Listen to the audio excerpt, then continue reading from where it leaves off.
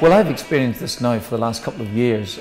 Obviously, there's a great difference in atmosphere between the competitive games and friendly matches, and but when the crowd are up for it, it really is particularly special. You know, you think of some of the days that we've had or the evenings that we've had.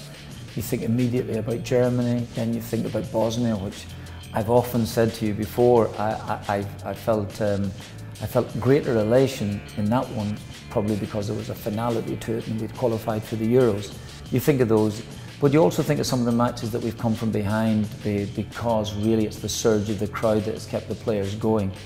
And now I'm thinking about Poland as well too in one of the games. Obviously Austria's second half, where the players, you know, I think fed into that sort of atmosphere. And it's been very, very strong, and we have one last competitive game here. Strangely enough, despite all of that, and despite the fantastic support that we get, you know, our results away from home have actually been better. But that's just unusual rather than being the norm.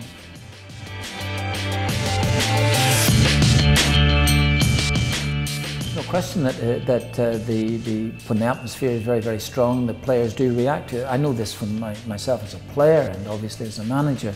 The irony of it all is that and despite all of that, we don't seem to have had the rub of the green in some major decisions being made in games here. So it's not as if to say that the referee has been intimidated by such noise. But you know, I've been in stadiums where the crowd has not been so big, and playing away from home where the home side seems to get everything. But it hasn't been the case here. That said, it's to do with the atmospheres you talk about, and it's been very, very strong. And so, from my own viewpoint, as the manager of the side, I have no complaints. And if I sit around here in an empty dressing room, and if this was full, the players would have absolutely no complaints at all. The crowd has been strong, it's been very strong, and while at times, you know, if we misplace a few passes here and then, it'd be no different to any other crowd. But when they sense either some sort of urgency that's needed to be injected into the side, I think they're there.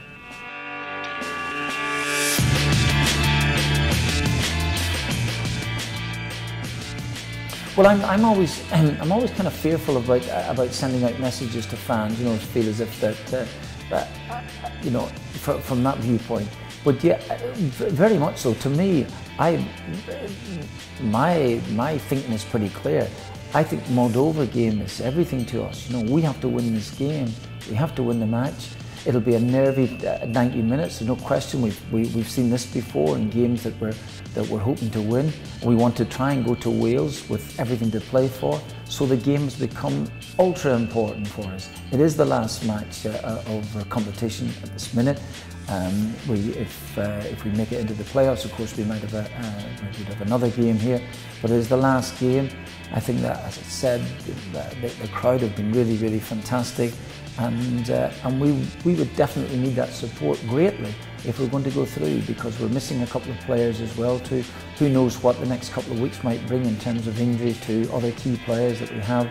So we need the crowd badly in this particular game, obviously, and really, really important. So if you're talking about a message going out, you know what, if they could get 3/4 of the noise that they've made in recent times here, I'd be delighted.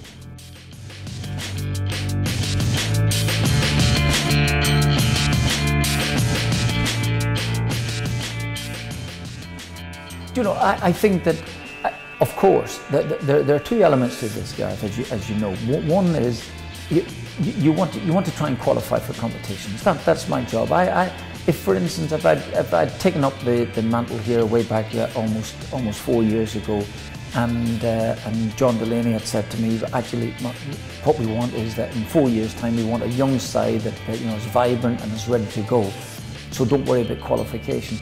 I think we could have done that quite easily. You know, we could have, you know, some of the old guard who have been really, really fine players for the national side. We could have easily said, well, listen, lads, time's up now. We're going with this youth policy. But actually, you know, that we still wanted to qualify for competition, and as some of the older guard would have said to me, okay, that's fine, I still want to play.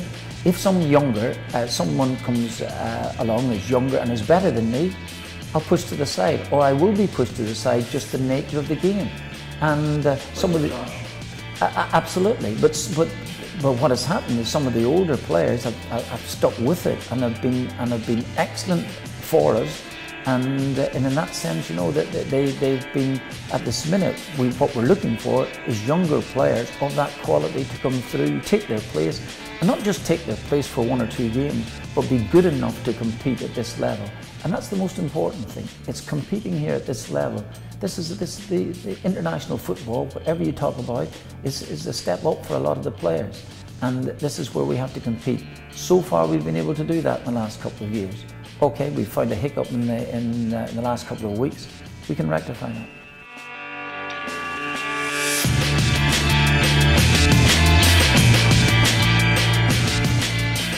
Of course, it's very, very important, and I wouldn't underestimate the loss that Seamus Coleman has been to us. You know, he's a world-class player, a great captain, and considering that off the field he's quiet, but on the field he's amazing. And I can't speak highly enough of him in every regard as a person, as a player, and he has been one that has been missed. But as you mentioned, Christie's come in, Duffy's come in to the side, and I want to try and make an impression. I want to try and stay within that squad, even when Seamus is back fit. I'm sure that would be Cyrus's aim. So, and I think hopefully in the next year or so, regardless, even going on to the next competition of the Euros, maybe some other younger players will come through, and that we will have a group of players that when the old guard finally leave, as they will do, that these players are able to pick up and go on and maybe even surpass them.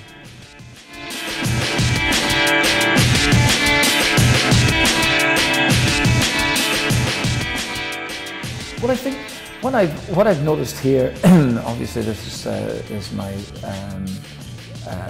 only spell here as an international manager. Took over 4 years ago, and competitively speaking, we've been at it for 3 years.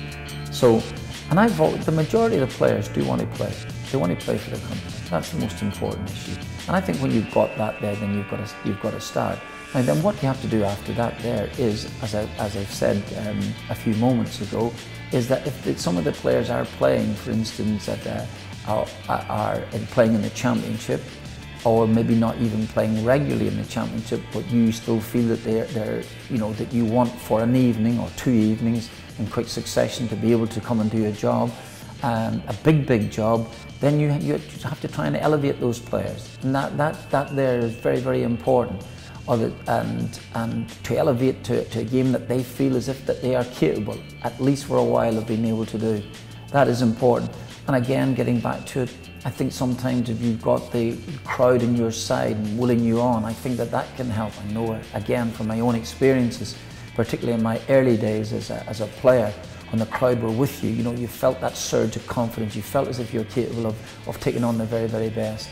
And even though it might be ephemeral for players, it should be, you want it to be there on the moments that are very, very important.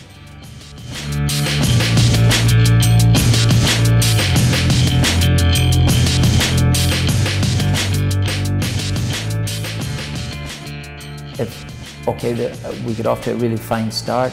The previous competition that we had got off to a reasonable start, then we stuttered during the middle of it. We came very, very strongly in the last competition that got us through. Beating the world champions was massive. We have to rise to the occasion again. This is it. We have 2 games, and we know that if we win those 2 games, you would be desperately unlucky not to be in the playoffs at this minute. And that's it. And I genuinely will say this to you, that if you had said to me away at the start of the competition, before we even travelled to Serbia in the opening game, by the way, you have to win your last game at home and you have to win in Wales to make it to the playoffs, I would have taken it then.